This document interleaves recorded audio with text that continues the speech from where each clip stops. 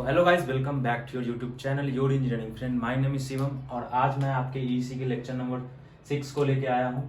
इससे पहले के लेक्चर्स में हमने देखा था इलेक्ट्रोमोटिव फोर्स का, हमने डिफरेंट टाइप्स देखा था जिसमें हमने स्टैटिकली इंड्यूस्ड ईएमएफ के बारे में पढ़ा था, म्यूचुअल इंड्यूस्ड ईएमएफ के बारे में पढ़ा था। और आज ये आपका लेक्चर नंबर 6 है जो कि आपके यूनिट नंबर फर्स्ट के लास्ट को टॉपिक्स को कवर करेगा। बेसिकली आज के इस लेक्चर में जो टॉपिक्स हम डिस्कस करने वाले हैं वो टॉपिक है फर्स्ट आपका इलेक्ट्रोमैग्नेटिक इंडक्शन के बारे में मैं समझाऊंगा कि एक्चुअल में इलेक्ट्रोमैग्नेटिक इंडक्शन क्या होता है। देन जितने भी लॉज हैं जो कि बहुत इंपॉर्टेंट है आपके एग्जाम पॉइंट ऑफ व्यू से, तो हम हर एक लॉज को वन बाय वन करके देखेंगे और हर एक लॉ के बारे में समझेंगे कि हर एक लॉ का एक्चुअल वर्किंग क्या है। ये आपके एग्जाम के लिए वीवीआई क्वेश्चंस में से एक क्वेश्चन है जिसमें कि हमेशा आपके एग्जाम्स में ये क्वेश्चंस पूछा जाता है और most of the students in चीजों में कंफ्यूज्ड होते हैं। तो मैं आज के इस लेक्चर में आपको इन सभी चीजों को क्लियर करूंगा और हर एक टॉपिक को हम वन बाय वन देखेंगे। देन आपका जो बेसिक 3 टाइप्स के लॉज हैं, जो कि फर्स्ट लॉ है आपका फैराडेज लॉ, देन हम फ्लेमिंग राइट हैंड लॉ देखेंगे, देन लेंज लॉ देखेंगे और लास्ट में एक है आपका बीएच कर्व और हिस्टेरेसिस लूप। तो हम आज के इस लेक्चर में इन सभी चीजों को देखने वाले हैं वन बाय वन। सो चलिए स्टार्ट करते हैं इस लेक्चर को आज के फर्स्ट टॉपिक से। आज का इस लेक्चर का फर्स्ट टॉपिक है फैराडेज लॉ। फैराडेज लॉ समझाने से पहले मैं आपको इलेक्ट्रोमैग्नेटिक इंडक्शन के बारे में कुछ बेसिक्स आइडिया प्रोवाइड करने वाला हूं। इसे हम एक डायग्राम से समझते हैं बेसिक। जैसा कि हमने देखा था मैग्नेटिक सर्किट हमने पढ़ा, देन हमने इलेक्ट्रिक सर्किट पढ़ा, हमने हर डिफरेंट टाइप्स के कैसे इलेक्ट्रिक सर्किट में हमारा फ्लक्स फ्लो करता है, कैसे हमारा मैग्नेटिक सर्किट में फ्लो करता है फ्लक्स। तो इन सभी चीजों को हमने देखा। इस इलेक्ट्रोमैग्नेटिक इंडक्शन को समझाने के लिए मैं आपको एक बेसिक मैग्नेट का एग्जांपल ले रहा हूं। सपोज आपके पास एक बार मैग्नेट है। बार मैग्नेट में हमने देखा था कि हर एक बार मैग्नेट के पास डिफरेंट पोल्स होते हैं। तो मान लो कि ये आपका नॉर्थ पोल है, ये आपका साउथ पोल है। ओके, देन यहाँ पे क्या होता है, हमारा फ्लक्स बेसिकली फ्लो करता है। ओके, देन इलेक्ट्रोमैग्नेटिक इंडक्शन में क्या होता है कि जब हमारे पास एक बार मैग्नेट के 2 पोल्स होते हैं आपस में, और वहां पे अगर हमने एक कंडक्टर प्लेस किया, ओके, सपोज मान लो कि हमने यहाँ पे एक कंडक्टर प्लेस किया, तो कंडक्टर प्लेस करने के बाद क्या होता है कि उस कंडक्टर में कुछ ईएमएफ इंड्यूस्ड होता है। मींस इस कंडक्टर में कुछ ईएमएफ इंड्यूस होगा, मींस करंट जनरेट होगा।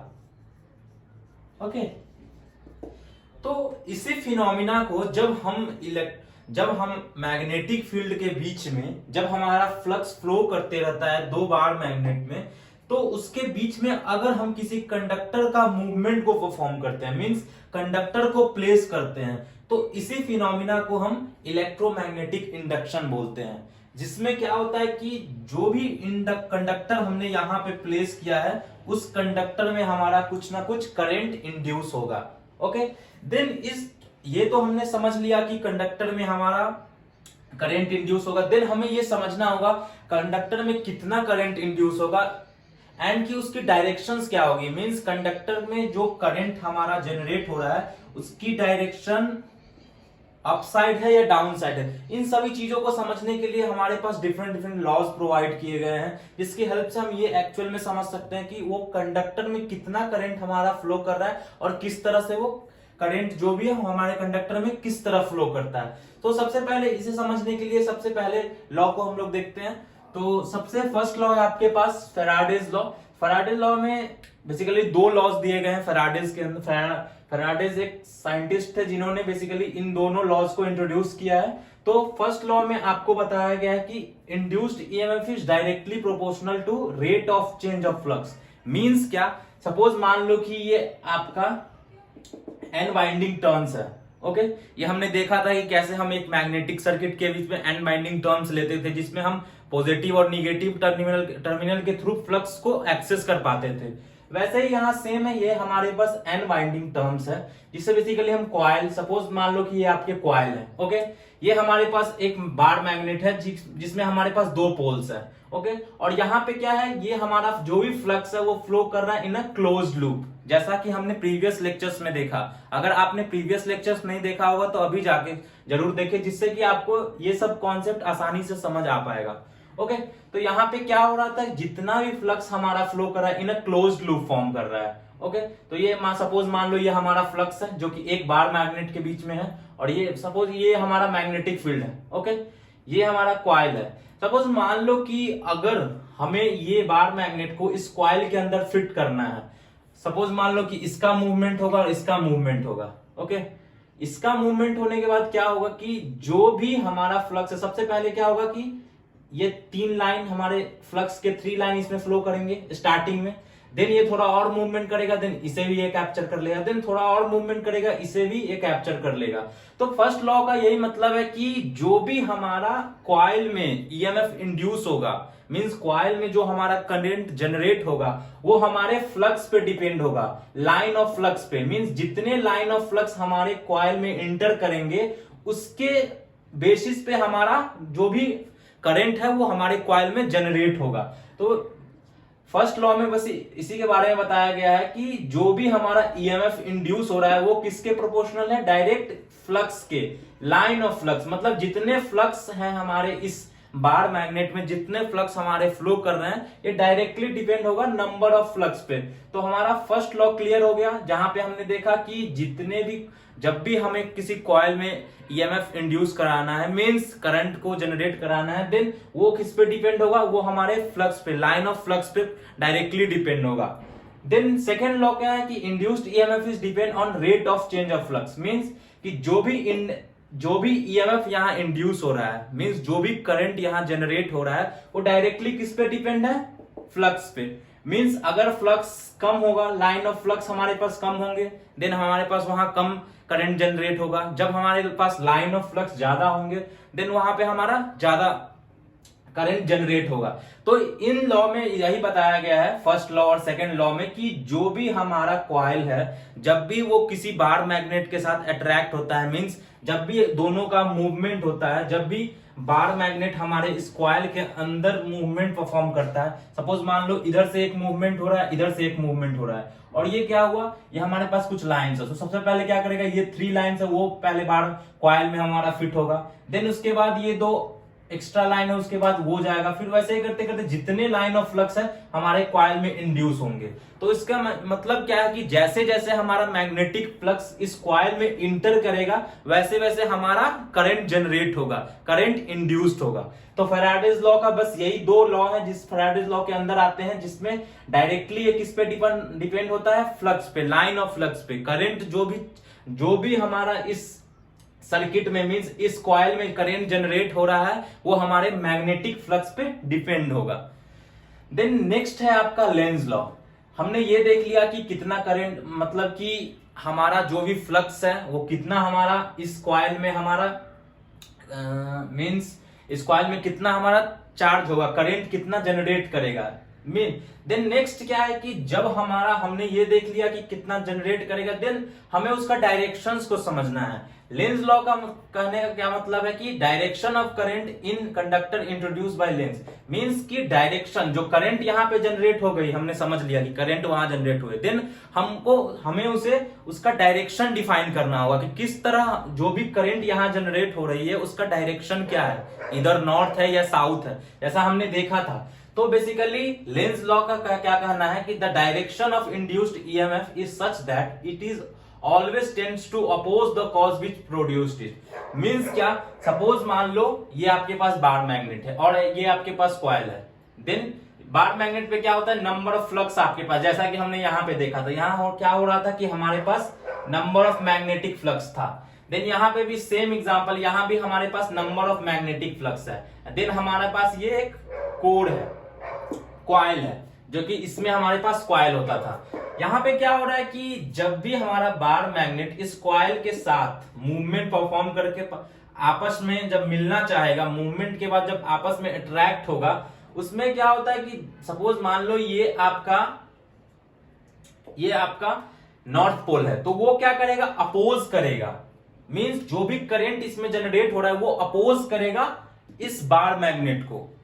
ओके, तो लेंज लॉ का बस यही बेसिक फंडा है कि जब भी हमारा बार मैग्नेट किसी कॉइल के पास नजदीक में मूवमेंट करेगा, जब भी आपस में पास में आएगा, तो ये जो हमारा कॉइल है ये हमेशा इसे अपोज करेगा, मींस अपोजिट डायरेक्शन में फोर्स देगा, मींस इस बार मैग्नेट को हमेशा पीछे की ओर प्रेस करेगा। यही कहना है लेंज लॉ का, जिसमें इन्होंने बताया है कि जब भी हमारा बार मैग्नेट किसी भी कॉइल के पास आए, आपस में अट्रैक्ट हो रहा है, देन उस टाइम क्या होगा, जो भी हमारा करंट इस कॉइल में जो हमारा करंट जनरेट हो रहा है, इंड्यूस हो रहा है, वो हमेशा अपोज करेगा इस बार मैग्नेट के फ्लक्स को। मींस जितने भी फ्लक्स हैं, हर एक फ्लक्स को ये क्या करेगा, पीछे की डायरेक्शन में फोर्स देगा, मतलब पीछे की डायरेक्शन में अपोज करेगा। देन लेंज लॉ का बस यही कहना था, जिसमें उन्होंने बताया कि कैसे हमारे बार मैग्नेट और कॉइल के बीच में अट्रैक्शन परफॉर्म होता है, कैसे वो एक दूसरे को अपोज करती है, तो ये लेंज लॉ में आता है। देन नेक्स्ट है आपका फ्लेमिंग राइट हैंड रूल, जो कि बहुत इंपॉर्टेंट है। ये Fleming right hand rule basically आपको क्या बताता है कि जब भी हमारे पास हमारे मैग्नेटिक फ्लक्स के बीच, मींस ये मान लो कि हमारा मैग्नेटिक फ्लक्स का लाइंस है, ओके, तो कंडक्टर प्लेस, जैसे मैंने आपको यहाँ पे बताया था, यहाँ पे इलेक्ट्रोमैग्नेटिक इंडक्शन में मैंने आपको बताया था कि हमारे दो पोल्स के बीच में हमारा कंडक्टर प्लेस होता है, और जो भी करंट है वो हमारे कंडक्टर में जनरेट होता है। मींस यहाँ पे क्या होगा, यहाँ पे कुछ करंट जनरेट हो जाएगा, ओके।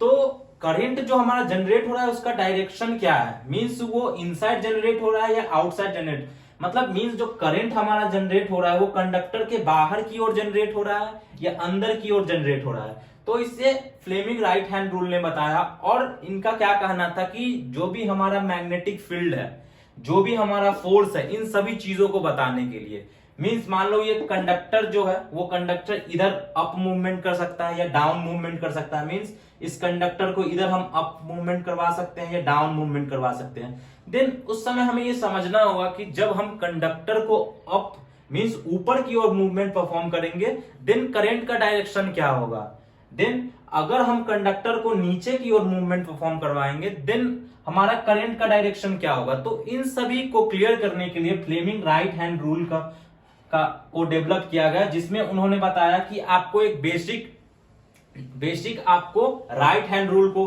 परफॉर्म करना है। सपोज मान लो ये आपका हैंड है, तो इसमें आपका ये थंब हुआ, जो कि हमेशा क्या दिखाएगा, फोर्स, मींस कि आप जो कंडक्टर है, कंडक्टर को किस ओर मूवमेंट परफॉर्म करवा रहे हो, मींस अप की ओर या डाउन की ओर।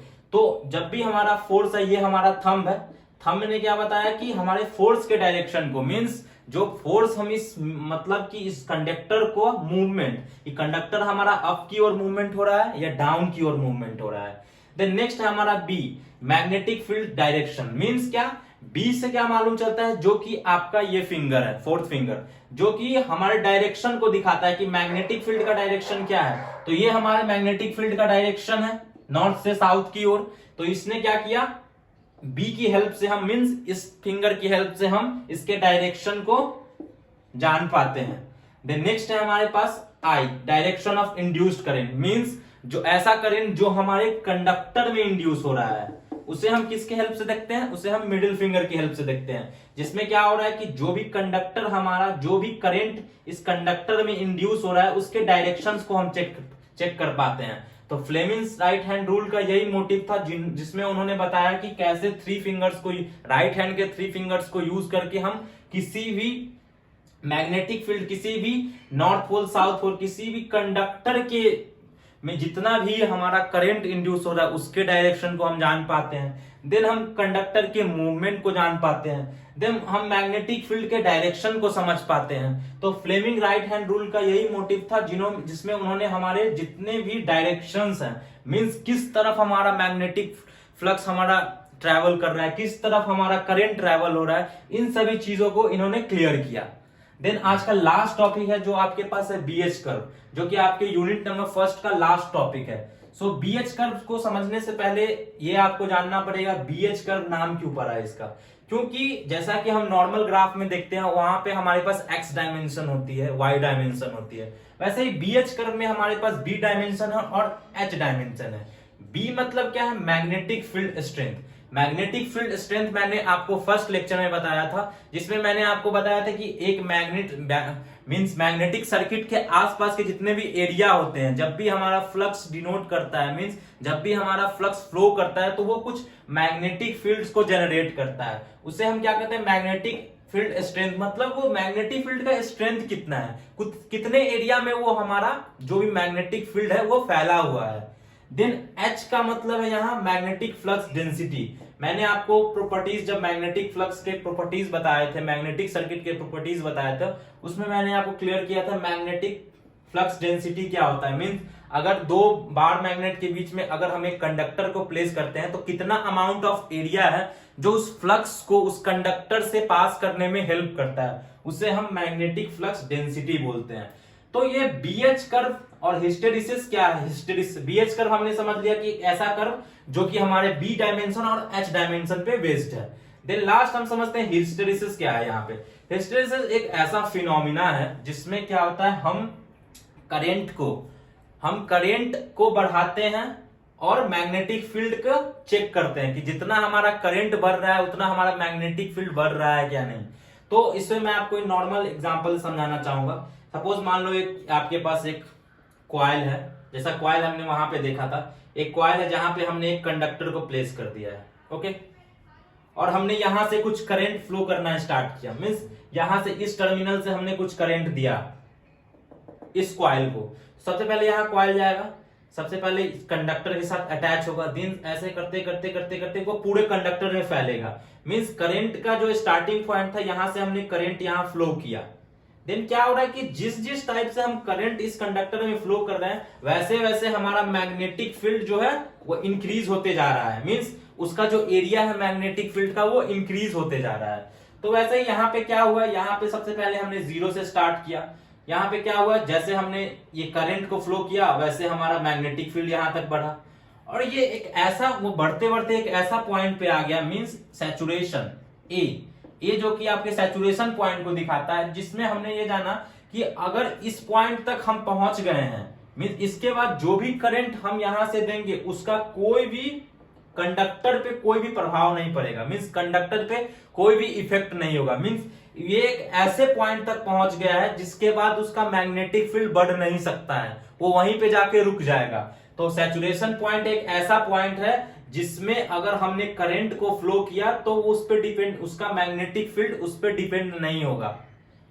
स्टार्टिंग में वो डिपेंड होगा, जब हम स्टार्ट करेंगे यहां से करंट को फ्लो करने का, देन वो कंडक्टर में जब हमारा करंट अट्रैक्ट करेगा, मतलब कंडक्टर के साथ जब वो करंट मिलेगा, देन वहां पे हमारा एक लूप जनरेट होगा, मींस एक कर्व जनरेट होगा जो कि हमारा जीरो से लेके ए तक जाएगा, और ये ऐसा पॉइंट तक पहुंच जाएगा जिसके बाद उसका मैग्नेटिक फील्ड उस करंट पे डिपेंड नहीं होगा। मींस इस पॉइंट के बाद वो रुक जाएगा। देन क्या होगा, देन एक बार जो हमने करंट को इंक्रीज कर दिया, यहां से करंट इंक्रीज कर दिया, देन अब हम लोग को उस करंट को डिक्रीज करना होगा, मींस कम करना होगा, क्योंकि हमने जान लिया कि वो एक सैचुरेशन पॉइंट तक पहुंच गया है, मींस कि हमारा जो भी मैग्नेटिक फील्ड है वो अब बढ़ नहीं सकता है। देन हम क्या करेंगे, उसके करंट को डिक्रीज करेंगे। मींस यहां पे हमने क्या किया, इसके करंट को डिक्रीज करना स्टार्ट किया। जब हमने करंट को डिक्रीज किया, देन वो बी पॉइंट तक पहुंचा, इसे रेंटिविटी कहते हैं, रेंटिविटी कहते हैं, जिसमें क्या हुआ कि एक वो किस कंडीशन को सेटिस्फाई करता है, H0 और B नॉट इक्वल टू 0, जहां पे क्या होता है हमारा मैग्नेटिक फ्लक्स डेंसिटी 0 होता है और हमारा जो भी मैग्नेटिक फील्ड स्ट्रेंथ है वो 0 नहीं होता है। तो इस पॉइंट को क्या कहते हैं, रेंटिविटी। ओके, देन हमारा एक बार जो यहां तक पॉइंट पहुंच गया, इन सभी पॉइंट को आपको नोट करके लिखना होगा एग्जाम में, इन सभी पॉइंट को आपको मेंशन करना होगा आपके एग्जाम में। देन वो क्या किया, हमारा जैसे हमने करंट को डिक्रीज किया, वो करंट डिक्रीज होते होते होते यहाँ पे पहुंच गया। देन वहां पे एक और कंडीशन यहाँ इसको मिला, मींस B इक्वल टू 0। यहाँ पे B क्या है, B डायमेंशन हमारा 0 है और H हमारा 0 नहीं है। तो यहाँ पे क्या है, कोरिसिटिविटी का टास्क परफॉर्म हुआ। कोरिसिटिविटी में क्या होता है कि हमारा जो भी B है, मींस मैग्नेटिक फील्ड स्ट्रेंथ है, वो 0 हो जाएगा, और जो भी हमारा मैग्नेटिक फ्लक्स डेंसिटी है वो नॉट इक्वल टू 0, मींस वो 0 नहीं होगा। देन यहां पे हो जाने के बाद क्या हुआ कि इस फील्ड में हमने क्या किया, पहले स्टार्टिंग में हम करंट को यहां से फ्लो करते थे, मींस हमारा डायरेक्शन था वो, मान लो ये नॉर्थ है ये साउथ है, तो हमारा डायरेक्शन नॉर्थ की साउथ की ओर था।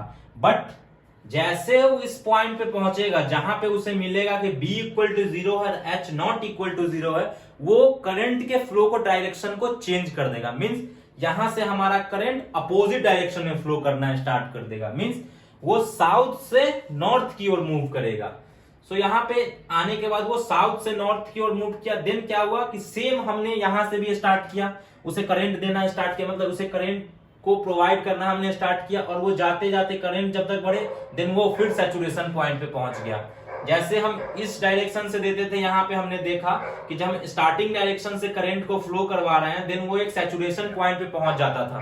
वैसे ही यहाँ क्या हुआ कि जब हमने करंट को अपोजिट डायरेक्शन से ट्रैवल करना स्टार्ट किया देन वो सेम हमारा सैचुरेशन पॉइंट पर पहुंच गया।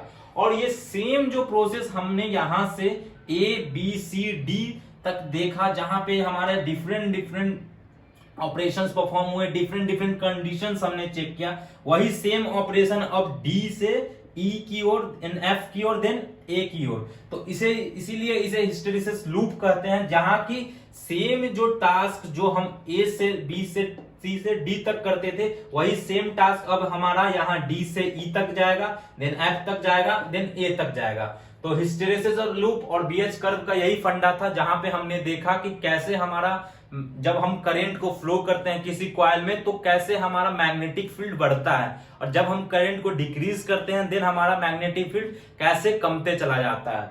तो आज के इस लेक्चर में यही सब टॉपिक्स थे, जहां के हमने फैराडेज लॉ देखा, लेंज लॉ देखा, then Fleming right hand rule देखा, BH कर्व देखा। तो इस लेक्चर में आपके यूनिट नंबर फर्स्ट के लास्ट के टॉपिक्स थे। अगले लेक्चर से हम यूनिट नंबर सेकंड को स्टार्ट करेंगे, जिसमें हम यूनिट नंबर सेकंड के टॉपिक्स को देखने वाले हैं।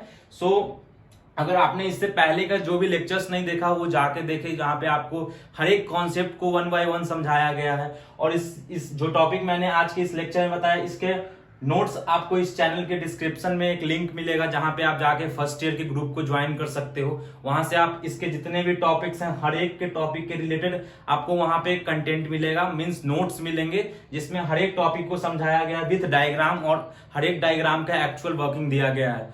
तो उस टॉपिक्स को आप उस व्हाट्सएप ग्रुप से ज्वाइन कर सकते हो, ज्वाइन करके डाउनलोड कर सकते हो। देन इसके बारे में और इन्फॉर्मेशन चाहिए आपको तो आप हमारे वेबसाइट yourengineeringfriend.in को पे जाके विजिट कर सकते हो, जहां पे आपको जाके एक्चुअल में मालूम चले EEC के क्या क्या नोट्स है। वहां पे डिफरेंट नोट्स प्रोवाइड किए गए हैं, जिससे कि आपको एक एग्जैक्ट आइडिया मिल जाएगा और बहुत सारे मटेरियल्स मिल जाएंगे जो कि आपके एग्जाम के लिए बहुत इंपॉर्टेंट होगा।